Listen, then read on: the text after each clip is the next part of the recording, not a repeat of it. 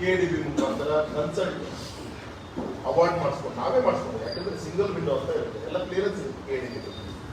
ನಾವು ರೈತರಿಂದ ತೆಗೆದುಕೊಳ್ಬೇಕಂತ ಭೂಮಿಯನ್ನ ರೈತನಿಗೂ KDBಗೂ ಅಗ್ರಿಮೆಂಟ್ ಮಾಡಿಸಿ, ಮತ್ತೆ KDB ಅವರು ಏನು ಸರ್ವಿಸ್ ಕೊಟ್ಟಿರ್ತಾರೆ, ನಾವು ಆಸ್ಪತ್ರೆ ಕಟ್ತಿರ್ತಾರೆ ಸರ್ವಿಸ್ ಕೊಟ್ಟಿರ್ತಾರೆ, ಸರ್ವಿಸ್ ಚಾರ್ಜ್ ಕಟ್ ಮಾಡ್ತಾರೆ.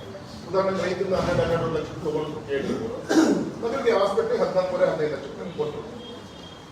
ಆ ಎಕ್ಸ್ಚೇಂಜ್ ಮಾಡಿ ಸರ್ವಿಸ್ ಕೊಟ್ಟಿರ್ತಾರಲ್ಲ KDB ನಾವೇ ರೈತ ಅಂತ ಮಾತಾಡಿದಂತ ಲ್ಯಾಂಡ್ ಅನ್ನ KDB ಕೊಡಿಸಿ KDB ನಾವು ತಗೊಂಡು ಬಿಕಾಸ್ ಆಫ್ ಕನ್ಸಲ್ಟ್ ಅವಾರ್ಡ್ ಅಂತ ಹೇಳ್ತಾರೆ.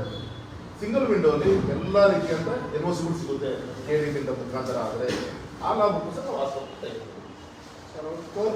ಇದರಲ್ಲಿ ಟೋಲ್ ಬಗ್ಗೆ ಇನ್ನೇನು ಹೇಳಿ ಅಂತ ಒಬ್ಬ ಹಿರಿಯರು ಯೋಚನೆ ಮಾಡಿ ಮಾತಾಡಬೇಕು. ಸನ್ಮಾನಿಸಿದ ಯಡಿಯೂರಪ್ಪನವರಿದ್ದಾಗೆ ವರ್ಲ್ಡ್ ಬ್ಯಾಂಕ್ನಿಂದ ಕೇಶಿಪ್ ಅಲ್ಲಿ ರೋಡ್ ಅನ್ನು ಸ್ಯಾಂಕ್ಷನ್ ಮಾಡಿಸಿದ್ರು, ಟೋಲ್ ಕಂಡೀಷನ್ ಹಾಕಿದ್ರು. ನಮ್ಮ ಸರ್ಕಾರ ಹೇಳ್ಕೊಂಡು ಟೋಲ್ ಹಾಕಿದ್ರೆ ನಾವು ಬಿಡ್ಲಿಲ್ಲ. ಕಂಡೀಷನ್ ಇದ್ರೂ ಕೂಡ ಟೋಲ್ ನಾವು ಬೇಡ ಅಂತ ಸುಮ್ಮನೆ. ಅಂದ್ರೆ ಸರ್ಕಾರ ಬರ್ತಿದ್ದಂಗೆ ಆ ಟೋಲ್ ಅವನಿಗೆ ಒಂದು ರೇಟ್ ಫಿಕ್ಸ್ ಮಾಡಿ ವರ್ಷಕ್ಕೆ 12 ಕೋಟಿ ವಸೂಲಿ ಮಾಡಿ ಸರ್ಕಾರಕ್ಕೆ ರೆವಿನ್ಯೂ ಕೊಡಬೇಕು ಅಂತ ಟೋಲ್ ಹಾಕಿ. ನಮ್ದೇನು ಅಂದ್ರೆ ಟೋಲಿಗೆ ಕಾನೂನು ಇದೆ. ಒಂದು ಟೋಲ್ನಿಂದ ಇನ್ನೊಂದು ಟೋಲಿಗೆ 60 ಕಿಲೋಮೀಟರ್ ವ್ಯತ್ಯಾಸ ಇರಬೇಕು. 30 ಕಿಲೋಮೀಟರ್ 2 ಟೋಲ್ ಮಾಡ್ಕೊಂಡಿದ್ದಾರೆ. ವಸೂಲಿ 3 ಪಟ್ಟು 4 ಪಟ್ಟು ವಸೂಲಿ ಮಾಡ್ತಾ ಇದ್ದಾರೆ. ಹಾಗಾಗಿ ಈ ತರ ನಮ್ದು ವಿರೋಧ ಇದೆ. ಅದಕ್ಕೆ ಪ್ರತಿಭಟನೆ ಮಾಡಿದ ನಮ್ಮ ಕಾರ್ಯಕರ್ತರು ಸರ್ಕಾರ ಗಮನಕ್ಕೆ ತರುವಂತ ಕೆಲಸ ಮಾಡಿದ್ವಿ. ಡಿಸಿಗೂ ಹೇಳಿದ್ವಿ, ಆದಷ್ಟು ಅವ್ನು ಕರೆದು ಮಾತಾಡಿ ಸರಿ ಮಾಡ್ತೀವಿ ಅಂತ ಹೇಳಿದ್ದಾರೆ. ಸರ್, ಆ ವಿಚಾರದಲ್ಲೂ ಸಹ ಅವರು ಆರೋಪ ಮಾಡಿರುವಂತದ್ದು ತಮಗ್ ಬೇಕಾದವರನ್ನ ಆ ಟೆಂಡರ್ ಕೊಟ್ಟಿದ್ದಾರೆ. ಬರ್ಲಿಲ್ಲ, ಯಾವ್ದಾರ ದಿವಸ ಬಂದು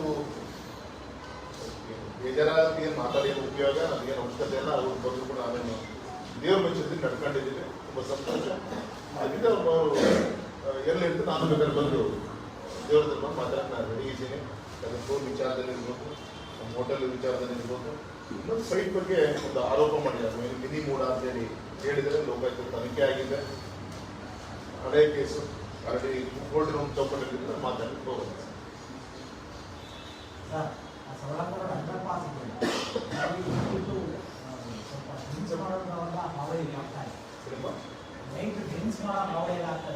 ಅಲ್ಲೇ ಕುತ್ಕೊಂಡು ಡ್ರಿಂಕ್ಸ್ ಮಾಡ್ತಾರೆ. ರಿಕ್ವೆಸ್ಟ್ ಮಾಡ್ತೀನಿ,